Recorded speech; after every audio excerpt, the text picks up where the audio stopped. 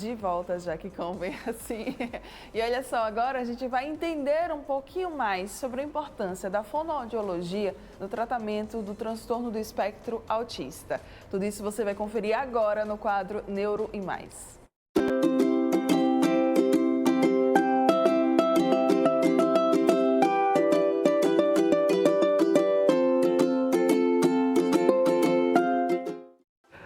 Mais um quadro Neuro e Mais e hoje vamos aprender um pouco sobre a importância da fonoaudiologia no tratamento do transtorno do espectro autista. Eu já estou com os nossos convidados de hoje aqui junto comigo. Sejam muito bem-vindos. Muito obrigada, doutor Rodrigo, mais uma vez aqui junto com a gente. Eu que agradeço o convite. Hoje é um tema bem importante, né? Isso. Que angustia tanto as mães, a questão da fonoaudiologia, o estímulo da comunicação, da linguagem, da fala. Vai ter um papo bem legal sobre isso hoje. Muito obrigada pela sua presença. E ao lado do Dr. Rodrigo, a gente tem a Bruna Calielânia. Acertei. Ela que é fonoaudióloga. Seja muito bem-vinda. Obrigada pela sua presença. Eu que agradeço o convite. Ai, é isso. A gente fica muito grato sempre por ter vocês aqui. Vamos lá falar um pouquinho sobre a importância da fonoaudiologia no tratamento do TEA, doutor Rodrigo? Eu acho que assim, a fono é o que as mães mais criam expectativa na criança. Porque geralmente, apesar de não estar nos critérios mais atuais, a mãe observa sempre o atraso na fala para dar a criança no espectro. Inclusive é um sinal, né? É um sinal, né? A criança antigamente fazia parte dos critérios diagnósticos, hoje não mais. Só que a gente observa muito comumente e é o que mais chama a atenção da mãe e é o que mais angustia a mãe. Tá com 1 ano e meio e não fala nada, tá com 1 ano e 8 meses e não fala nenhuma palavrinha. E a mãe sempre cria a expectativa, vou levar para uma boa fono e a criança vai sair falando tudo. E não é assim, estou errado, Bruno? Não, tá errado. A gente sabe que tem uns pré-requisitos, tem algumas habilidades que a criança tem que ter antes de falar. Sim. A fala, né, a linguagem verbal, muitas vezes não é o mais importante para aquela criança no momento. Tem outras habilidades que estão em falta, têm que ser trabalhadas antes da criança começar a verbalizar, que a Bruna fala melhor sobre isso um pouquinho. Vamos lá, Bruna. Então, conta pra gente um pouquinho, né, de como é que se dá a importância da fonoaudiologia no tratamento do TEA. Quer dizer, então, que não é só para falar, não. Então, como o doutor Rodrigo acabou de falar, né? As mães, geralmente, elas levam os meninos com uma expectativa muito grande de que vou levar na fono e com 2, 3 meses ele já vai estar falando tudo. Sim. E aí, a gente sabe que não é bem assim. O processo, ele é lento, a gente precisa de uma boa intervenção, de um plano terapêutico singular, porque a gente sabe que não são todas as crianças com TEA que têm as mesmas dificuldades. Elas vão ter as particularidades delas, né? Então, as mães, elas criam muita expectativa, né? E a fala, ela vai vir depois de muitas habilidades adquiridas. Então, se essa criança está com déficit tipo em contato visual, ela não imita, ela não senta para brincar, né, para interagir com outras pessoas. Então, essa criança, como é que essa criança vai falar? Sim. Ela nem tem um contato visual, como é que ela vai imitar a outra pessoa? Vai imitar a fala de outra pessoa. E a gente sabe que a fala, ela é muito diferente da linguagem. A linguagem, ela vem depois da fala. Primeiro vem a fala, depois vem a linguagem. Então, essas crianças, elas têm dificuldade na comunicação, né? Sim. Se a gente que não temos problemas na comunicação, às vezes não conseguimos nos expressar bem, imagine uma criança que não consegue se comunicar. Então, ela vai apresentar birras, ela vai apresentar estereotipias. Então, se pra gente é difícil nos comunicar, imagine para uma criança que não é verbal, que não consegue, né, se comunicar. Interessante, né? E, doutor Rodrigo, me explica só uma coisa, para mim também e para você que está aí nos acompanhando. Para atuar, né, o fonoaudiólogo, para atuar no transtorno, ele também precisa ter uma especialidade específica? Não pode ser, porque a fonoaudiologia, ela tem várias vertentes de atuação. O paciente com AVC não consegue engolir, vai o fono, né? E para lidar com a criança no espectro, primeiro tem que amar muito, né, Bruna? Tem que ter muito carinho, muita dedicação. Tem que fazer especializações, né? A gente sabe que o ABA é importante. Hoje em dia tá falando muito da questão do prompt, né, para poder estimular as crianças. Só que a gente também tem que deixar bem claro que nem todas as crianças no espectro vão falar. Algumas não vão falar. A gente não pode colocar isso na conta da fono, porque vai na fono e não está falando. Espera aí. Né? Quer dizer que a criança tem muito mais dificuldades em outras áreas que evitam que a criança fale do que a própria fala. E o que às vezes é chato para a gente, para o familiar, é por a criança não conseguir se comunicar ou falar, elas têm comportamentos inadequados para isso. Ó, não consegui o que eu queria, vou beliscar, vou morder, vou me autoagredir, me jogar no chão, né, para se comunicar, porque ela não consegue de forma efetiva. E por mais incrível que pareça, né, o bonito do espectro é que o conceito dele já é isso, uma dificuldade na comunicação. A criança no espectro, essencialmente, tem que ter uma dificuldade de se comunicar, para se enquadrar no espectro. Então, a criança que se comunica bem, que socializa bem, não está no espectro. Porque o critério mínimo para estar no espectro autista é uma dificuldade em socializar e se comunicar. E eu sempre dou um exemplo para as mães. Rodrigo, para o meu filho, ele não fala alguma coisa cerebral, coisa neurológica. Veja, se a gente tem a fala, né, como forma de socializar e se comunicar, para que eu no espectro vou querer falar se eu não quero socializar? Né? Então, acho que, Bruna, esse é o ponto que a gente tem que trabalhar, né? Que a criança queira se comunicar, que ela queira socializar, para depois começar a pensar na questão da fala, que é a cereja do bolo. Esse estímulo por parte do profissional? Isso, como foi falado, né? As duas fonoaudiólogas da clínica, né? Elas têm o Prompt, que é um método que basicamente ele mostra os pontos articulatórios para a criança dos fonemas, né? Os pontos articulatórios dos fonemas. Mas não quer dizer que a gente vai mostrar e ela vai conseguir fazer, né? Existe todo um processo, tem que a criança deixar ser tocada, porque são movimentos na face, né?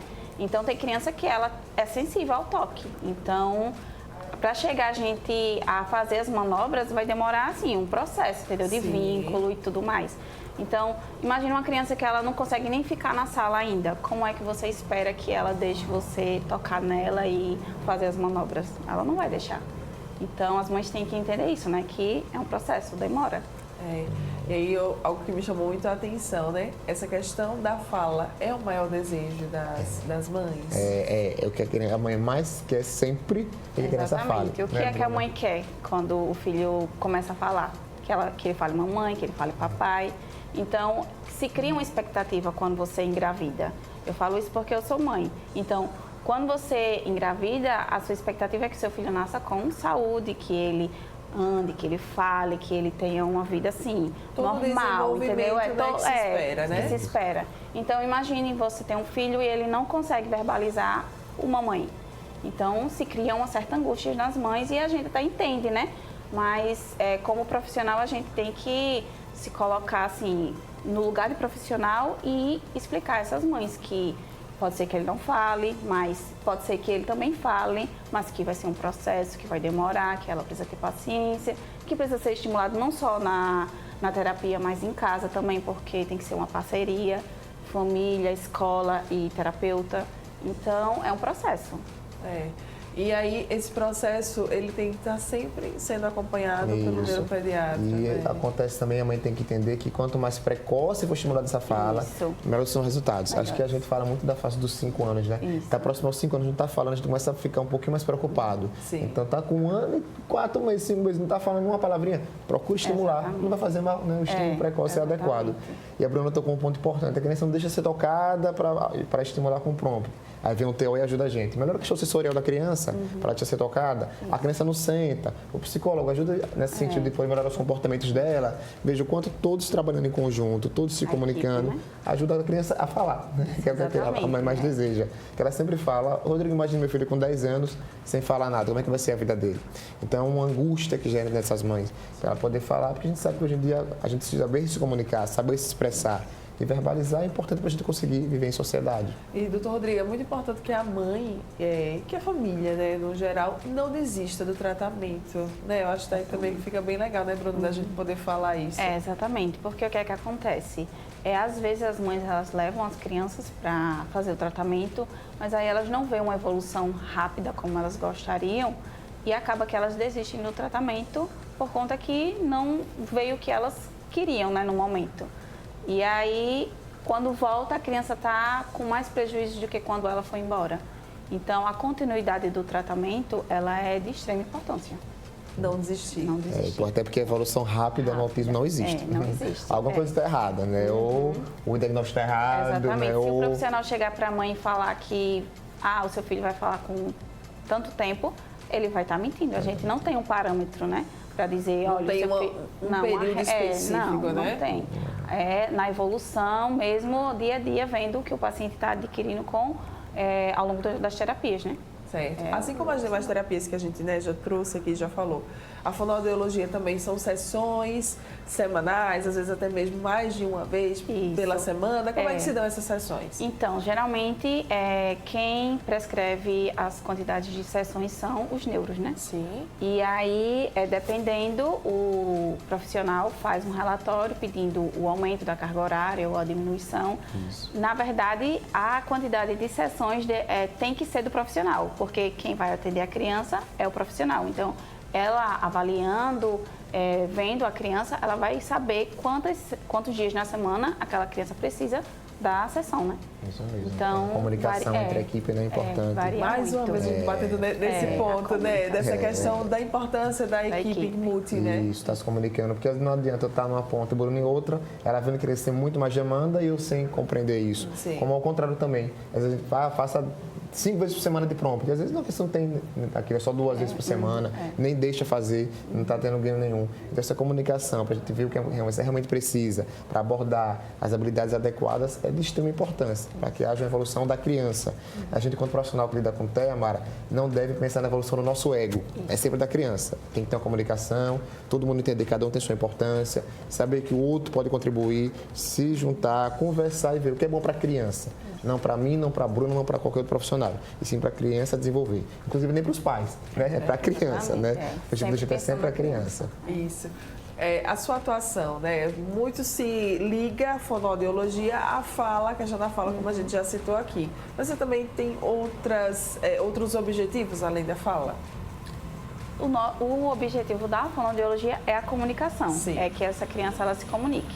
Porque, como eu falei, às vezes a criança ela até fala, mas ela tem uma dificuldade em narrativa, em contar acontecimentos que ocorreram tipo no dia passado, né? No dia anterior, no dia passado.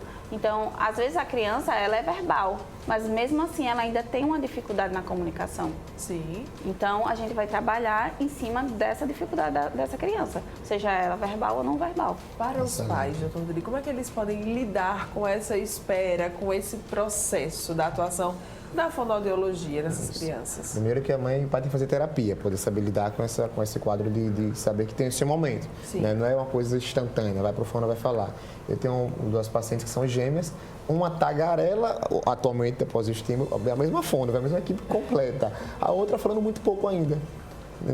São gêmeas, né? E estímulo igual, mas cada um no seu tempo desenvolveu. A gente não tem parâmetro para dizer, vai falar daqui a 3 meses. Se falar isso para você, mãe, corra, é charlatanismo, né? A gente não pode mentir, não pode criar expectativas, porque a gente não pode mensurar. Algumas vão ser um pouco mais rápido, outras mais lento. E eu acho uma coisa interessante a gente tocar aqui, Bruna, da importância de comunicação.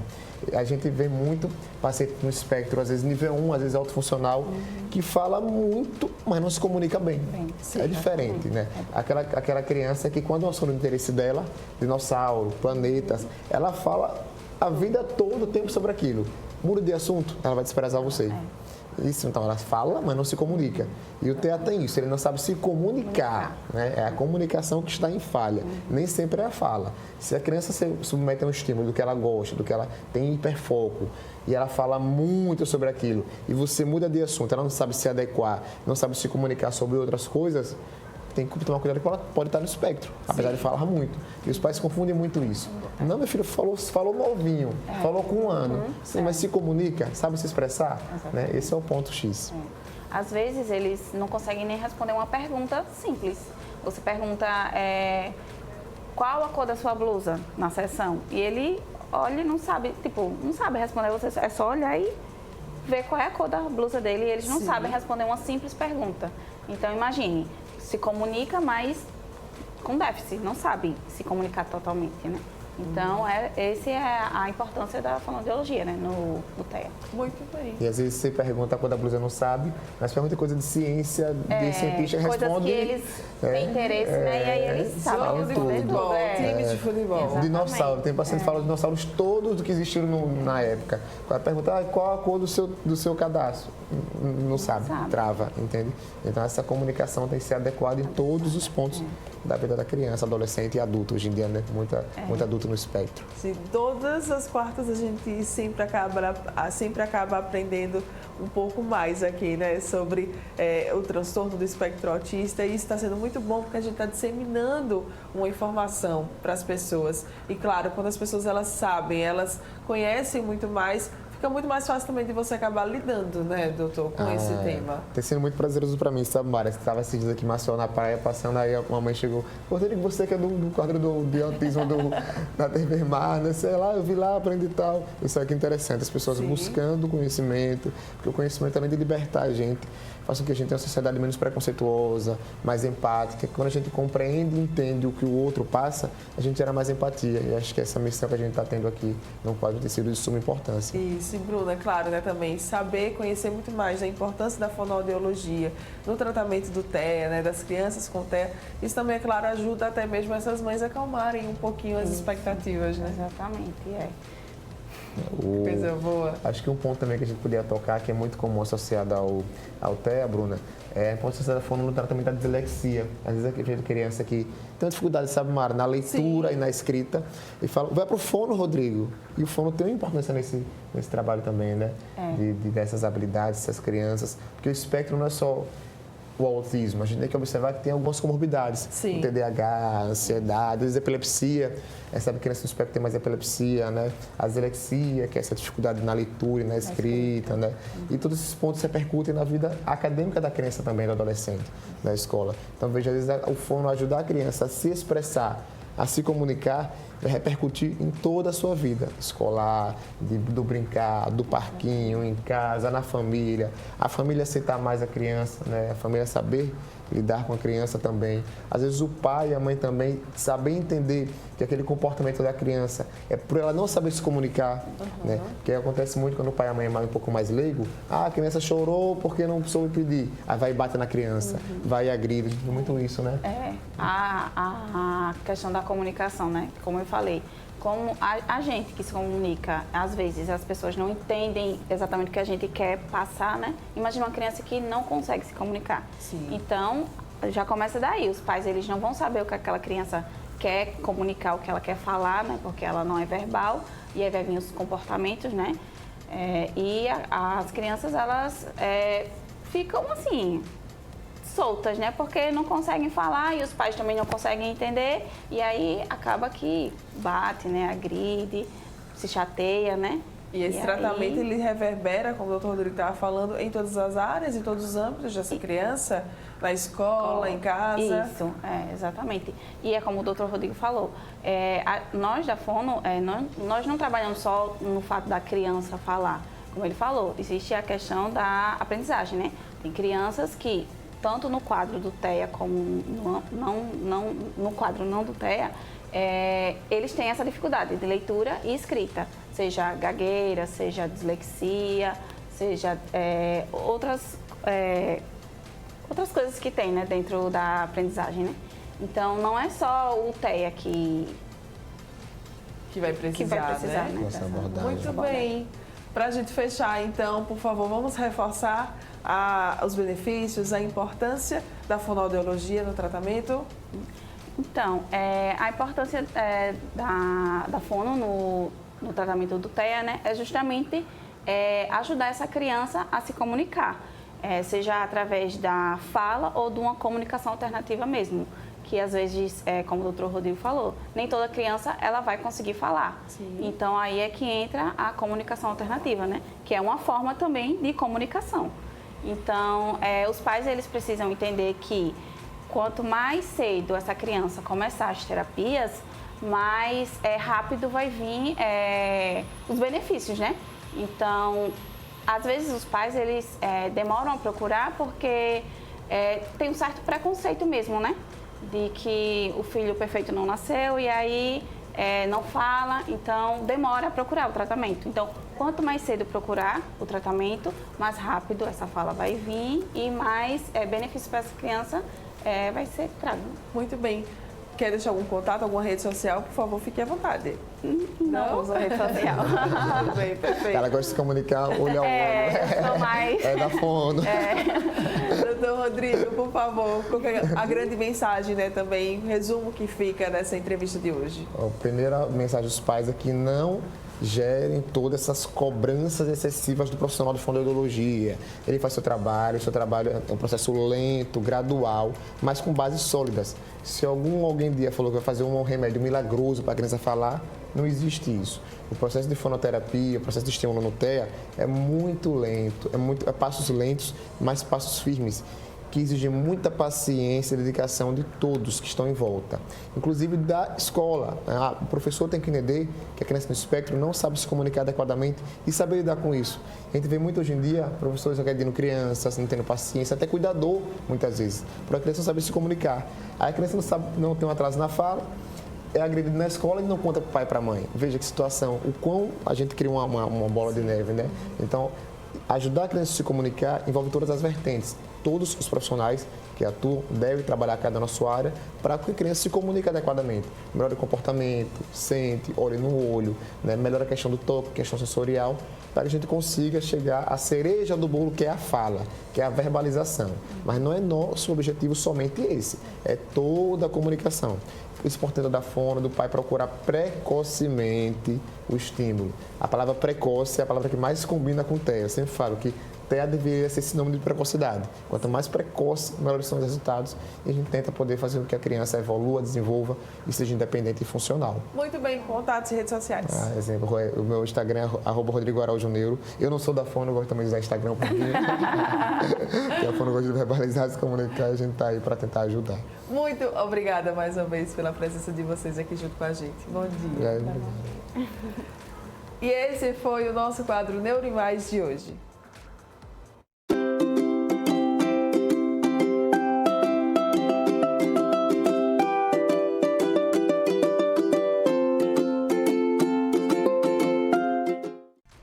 Muito bem, muitas informações aí para vocês. E olha só, gente, na terça-feira começou o recadastramento do cartão Vamos. Quem vai trazer mais informações para a gente fechar o programa de hoje é Fernando Palmeira.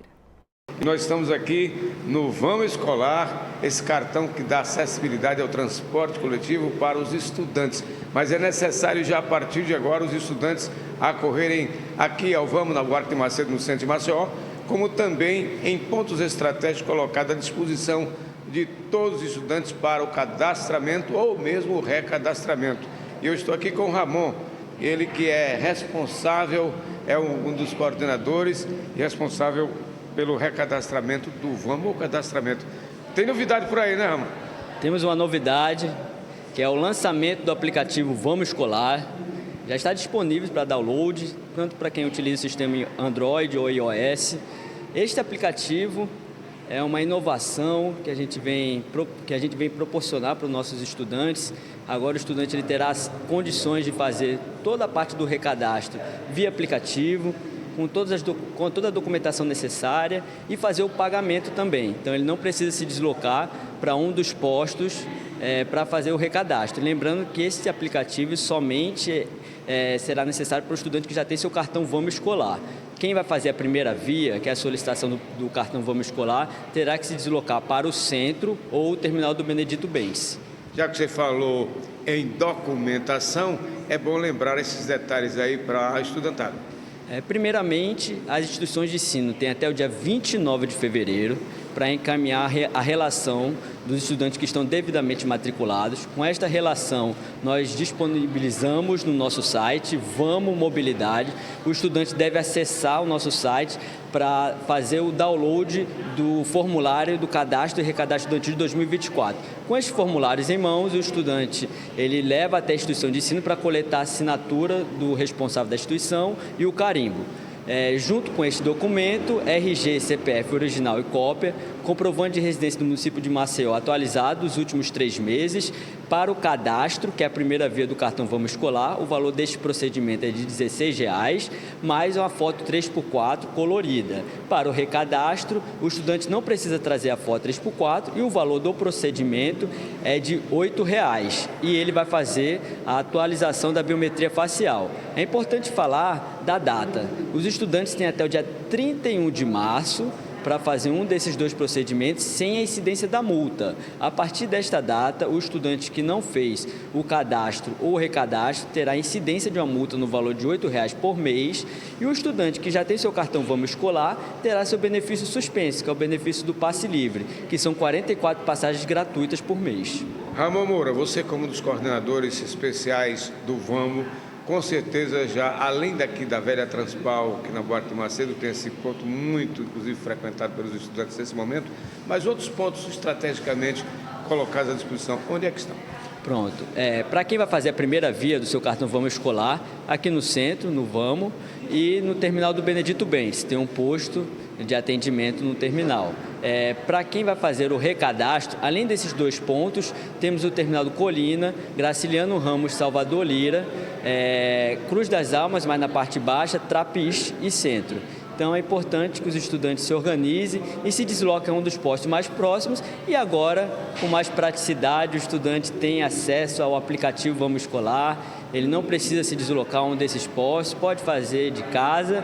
É importante também falar que temos todas as informações detalhadas de como utilizar, caso o estudante tenha alguma dúvida de como fazer o procedimento. Tem um passo a passo no nosso site, é só ele acessar e verificar quais são os documentos, de como ele vai fazer o procedimento via aplicativo.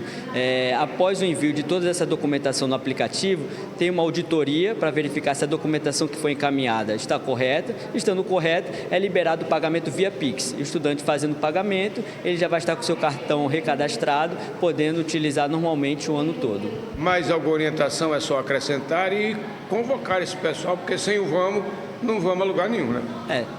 Inicialmente, o que a gente fala para os nossos estudantes é que eles se organizem, não deixem para a última hora. Nós sabemos que todo ano tem uma demanda na última semana de muitos estudantes procurando um dos postos.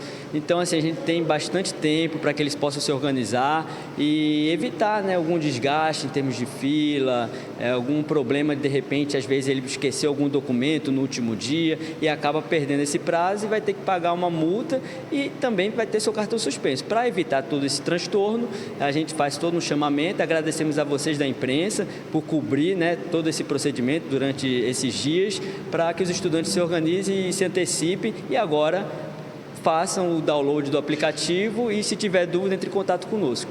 Mais imagens de José Rodrigues. Fernando Palmeira para a TV Mar, da organização Martão de Mello, no canal 525 NET.